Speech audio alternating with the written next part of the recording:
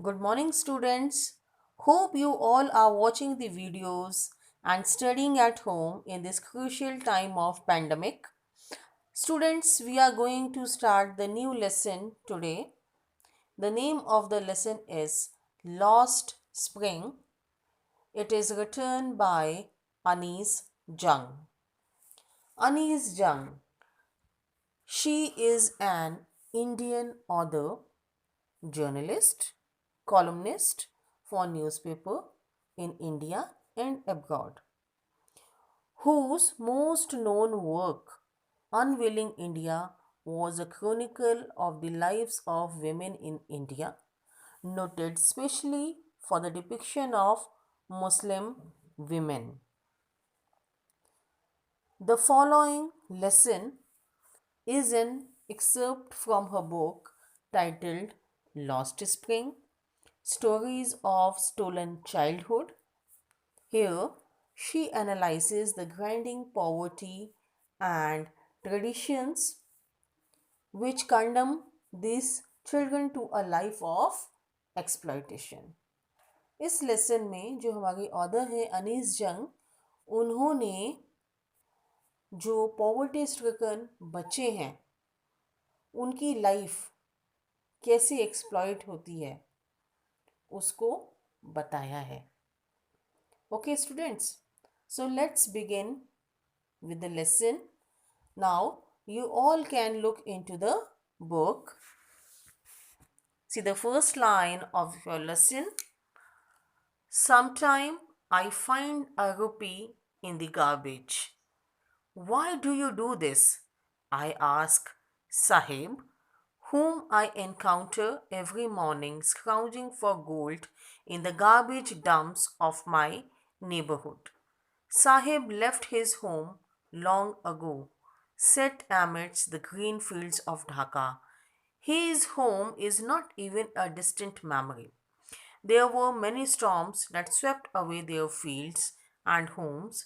His mother tells him that's why they left, looking for gold in the big cities where he now lives. Okay, students, in this lesson, the main character is of Sahib. Sahib, actually, he is a rag picker.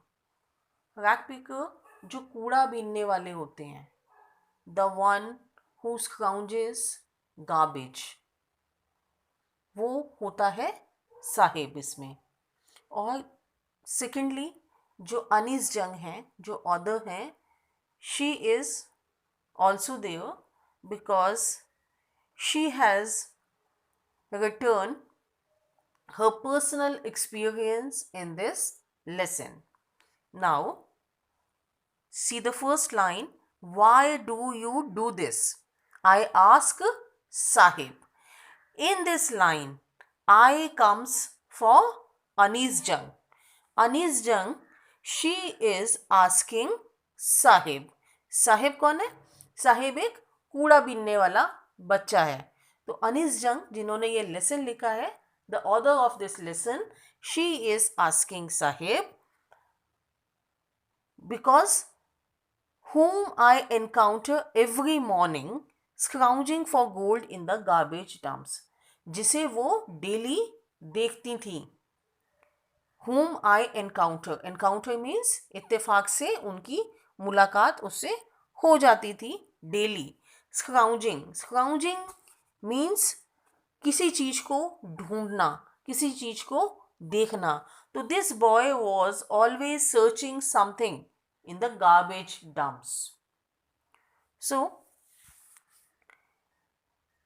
ये जो साहिब है इस lesson में, he used to search the garbage dumps for gold of my neighborhood. Means where the author Anis Jung was living.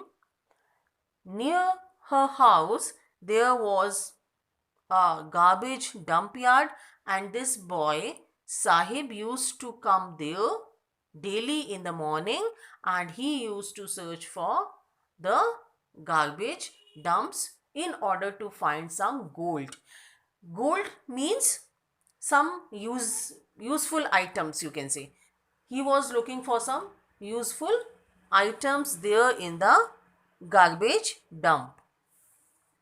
Sahib left his home long ago.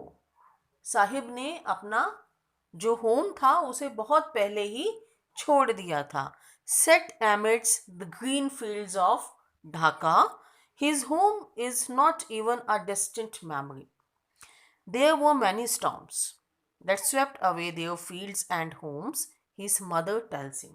अब जैसे कि उसकी मम्मा ने उसको ये बताया कि वो पहले यहाँ नहीं थे, यहाँ से पहले वो ढाका में रहते थे. Dhaka, it is in Bangladesh. So they used to live in Bangladesh, but there were many storms. उनकी लाइफ में कई तूफान आए. Storms means तूफान, जिसकी वजह से उनकी जो फील्ड्स थी, उनकी जो फसल थी, सब वेस्ट हो गई, डिस्ट्रॉय हो गई, जिसकी वजह से वो लोग इंडिया में आ गए. Why they came here? Just looking for gold in the big city where he now lives. अब जहाँ पे वो इस समय रहते हैं, ये अपनी जिंदगी के लिए, for a better life, they come to this place. I have nothing else to do, he mutters, looking away. When Anis Jung is asking a question to him, why do you do this? He answers, because he have nothing else to do. उसके पास कोई दूसरा option नहीं है. That's why he is scrounging the garbage dumps. This was the answer given by Sahib to Anis Jung. Go to school, I say glibly. Glibly means fluently. When the author Anis Jung listens to this answer of Sahib that he is not having any work to do, that's why he is searching the garbage dumps. So she says that it's better you go to some school, realizing immediately how hollow the advice must sound. लेकिन जैसे ही उन्होंने ये बात बोली, उन्हें इस चीज का एहसास हुआ, अनीस जंग को इस चीज का एहसास हुआ कि कहीं उन्होंने उस बच्चे को, उस साहिब को गलत तो नहीं सलाह दे दी है. Whether the advice must sound to the boy. There is no school in my neighborhood. When they build one, I will go. Anees जंग को सुनने के बाद साहिब जवाब देता है, there is no school in my neighborhood. When they build one, जब एक स्कूल बन जाएगा तब मैं वहाँ पे चले जाऊँगा. If I start a school, will you come? I ask, half joking. Yes, he says, smiling broadly. Anees जंग उससे पूछती है, if I start a school, जैसे मैं ही अपना स्कूल खोल लूँ तो तुम आओगे? Half joking, she said in a joke. Yes, Sahib replied in a positive manner, smilingly. A few days later, I see him running up to me. Is your school ready? कुछ दिनों के बाद इन लोगों की फिर से मुलाकात होती है. तब साहिब भागता हुआ आता है अनीस जंग के पास, and he asks, is your school ready? क्या आपका स्कूल बन गया? It takes longer to build a school, I say, embarrassed at having made a promise that was not meant. But promises like mine abound in every corner of his bleak world. जब साहेब ने उससे ये बात पूछी अनीस जंग से, क्या आपका स्कूल बन गया? तो she answered, स्कूल इतनी जल्दी नहीं बनता है. It takes time, it takes longer. Time लगता है स्कूल बनने के लिए. और जब वो ये जवाब देती हैं तो उनको इस चीज़ का दुख भी होता है कि she has made a false promise to the boy. उन्होंने उस बच्चे से एक फेक प्रॉमिस किया है. बट प्रॉमिसेस लाइक माइन, उनके जैसे प्रॉमिसेस इन बच्चों की लाइफ में एक कॉमन चीज़ हैं. बिकॉज उनका जो वर्ल्ड है, उनकी जो दुनिया है, वो इसी टाइप की है. Because they are used to live in poverty, तो उनके संग कोई भी अपना प्रॉमिस किया हुआ सच साबित नहीं करता है. After months of knowing him, I ask him his name. Sahib-e-Alam, he announces. He does not know what it means. If he knew its meaning, Lord of the Universe, he would have a hard time believing it.